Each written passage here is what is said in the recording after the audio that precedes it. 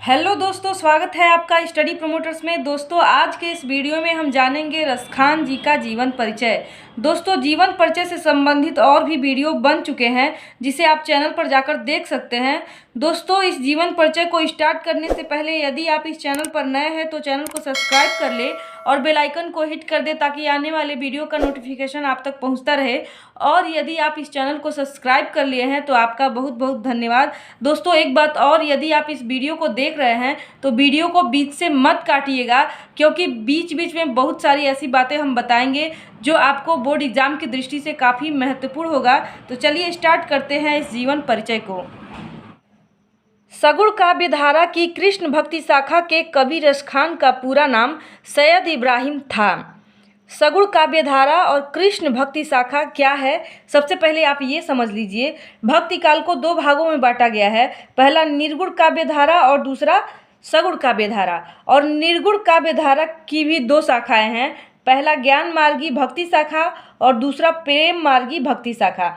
और उसी प्रकार सगुण काव्यधारा के भी दो शाखाएं हैं, पहला कृष्ण भक्ति शाखा और दूसरा राम भक्ति शाखा। तो दोस्तों, रसखान जी भी कृष्ण भक्ति शाखा के कवि थे। ये आपको एक नंबर में पूछ सकता है, इसीलिए मैं आपको ये बता दे रही हूँ। और देखिए, इनका पूरा नाम है सैयद इब्राहिम। ये दिल्ली के पठान सरदार कहे जाते थे। इनका जन्म दिल्ली में सन 1533 ईस्वी के आसपास हुआ था। दोस्तों, ये दिल्ली के पठान सरदार कहे जाते थे और इनका जन्म दिल्ली में हुआ था और वो 1533 ईस्वी में हुआ था इनका जन्म। कुछ विद्वान इन्हें पिहनी का निवासी मानते हैं और कुछ विद्वान जो है इन्हें पिहनी का निवासी मानते हैं, किंतु इस विषय में कोई प्रबल प्रमाण उपलब्ध नहीं है।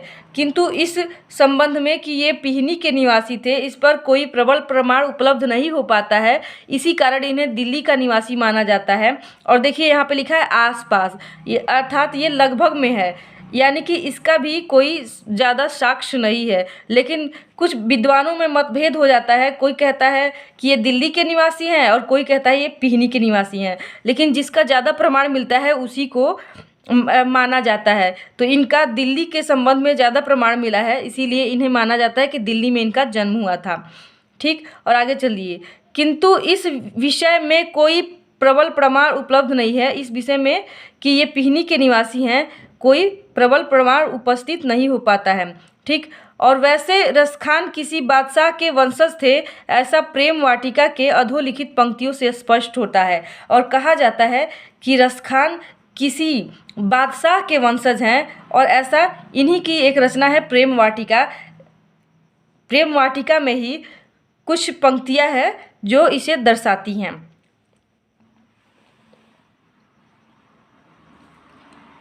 देखि गरद हित साहिब दिल्ली नगर समान, छीनहि बादशाह वंश की ठसका छोरी रसखान।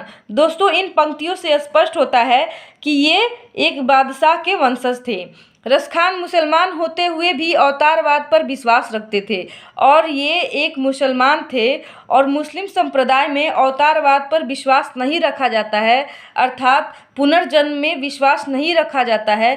किंतु रसखान जी मुसलमान होते हुए भी पुनर्जन्म में विश्वास रखते थे और इनका लौकिक प्रेम भगवान श्री कृष्ण के प्रति अलौकिक प्रेम भाव में परिवर्तित हो गया था। अलौकिक प्रेम का अर्थ यह हुआ कि जो सांसारिक प्रेम है उसके माध्यम से अलौकिक प्रेम तक पहुंचना, अर्थात ये श्री कृष्ण के माध्यम से, भगवान श्री कृष्ण के लौकिक प्रेम के माध्यम से अलौकिक प्रेम की प्राप्ति करते हैं। ये जितना कृष्ण के रूप सौंदर्य पर मुग्ध थे, उतना ही उनकी लीला स्थली ब्रज के प्राकृतिक सौंदर्य पर भी। और ये जितना श्री कृष्ण के रूप रंग पर मुग्ध थे, उतना ही उनकी जो लीला स्थली अर्थात जो उनका ब्रज गांव था उसके प्राकृतिक सौंदर्य पर भी मुग्ध थे। इन्होंने गोसाई विठलनाथ जी से दीक्षा ली थी और इन्होंने गोसाई विठलनाथ जी से दीक्षा ली थी, अर्थात यह विठलनाथ जी के शिष्य थे और इनके गुरु विठलनाथ जी थे। इनका देहांत सन 1618 ईस्वी के आसपास हुआ था और इनका देहांत अर्थात इनकी मृत्यु 1618 ईस्वी के आसपास हुआ था। दोस्तों यहाँ पर भी लिखा गया है कि आसपास अर्थात लगभग में गिना जा रहा है, अर्थात कहने का अर्थ ये है कि इनका पुख्ता प्रमाण जन्म और मृत्यु के संबंध में नहीं मिलता है। दोस्तों अब चलते हैं इनकी रचनाओं को देखते हैं। दोस्तों रसखान जी की बस 2 ही रचनाएं मिलती हैं जो काफ़ी लोक प्रचलित हैं। पहला है सुजान रसखान, दूसरा है प्रेम वाटिका। दोस्तों आपको इन दोनों में से कोई एक रचना याद कर लेंगे तो आप अपने बोर्ड एग्जाम में लिख सकते हैं। दोस्तों मैंने पिछले वीडियो में आपको बताया था कि जीवन परिचय के संबंध में किस प्रकार के प्रश्न पूछे जाएंगे और ये भी बताया था कि आपको केवल एक ही रचना लिखना होगा। ठीक है, तो चलिए अब ट्रिक जान लेते हैं। दोस्तों जिन विद्यार्थियों को यह जीवन परिचय याद करना बोरिंग लगता है उनके लिए ये एक छोटा सा ट्रिक है। दोस्तों हम गारंटी देते हैं कि यदि आपको यह छोटा सा ट्रिक याद हो जाएगा तो आप रसखान जी का जीवन परिचय आसानी से लिख सकते हैं। बस आपको शब्द बनाना आना चाहिए और शब्द कैसे बनाएंगे देख लीजिए। रसखान जी का जन्म 1533 ईस्वी में हुआ था, तो आप इसको शब्द ऐसे बनाएंगे कि रसखान जी का जन्म सन 1533 ईस्वी में हुआ था।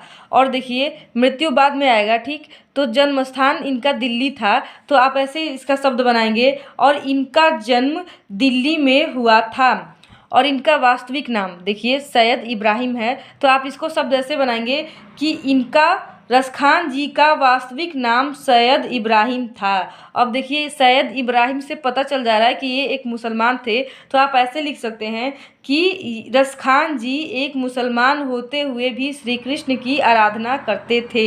अब देखिए इनके गुरु हैं विट्ठलनाथ, तो आप विट्ठलनाथ जी को कैसे लिखेंगे कि इनके गुरु विट्ठलनाथ जी थे या ये विट्ठलनाथ जी के शिष्य थे। ठीक, अब इनकी रचनाएं हैं। अब आएगा इनकी मृत्यु, तो आप लिखेंगे कि इनकी मृत्यु सन 1618 ईस्वी में हो गई। अब रचनाएं इनका 2 है, सुजान रसखान और प्रेम वाटिका। दोस्तों ऐसे आप याद कर लेंगे तो आसानी से आप जीवन परिचय अपने माध्यम से अपने शब्द बनाकर लिख सकते हैं। दोस्तों इस प्रकार यह जीवन परिचय समाप्त होता है। दोस्तों यह वीडियो आपको कैसा लगा आप हमें कमेंट करके बताएं। दोस्तों इस जीवन परिचय को हमने अपनी भाषा में लिखा था। आशा करते हैं कि आपको यह जीवन परिचय अच्छा लगा होगा। यदि यह जीवन परिचय अच्छा लगा है तो वीडियो को लाइक कर दें और चैनल को सब्सक्राइब कर दें और ऐसे ही नए वीडियो पाने के लिए आप बेल आइकन को भी हिट कर दें। फिर मिलते हैं एक नए वीडियो के साथ, तब तक के लिए नमस्कार।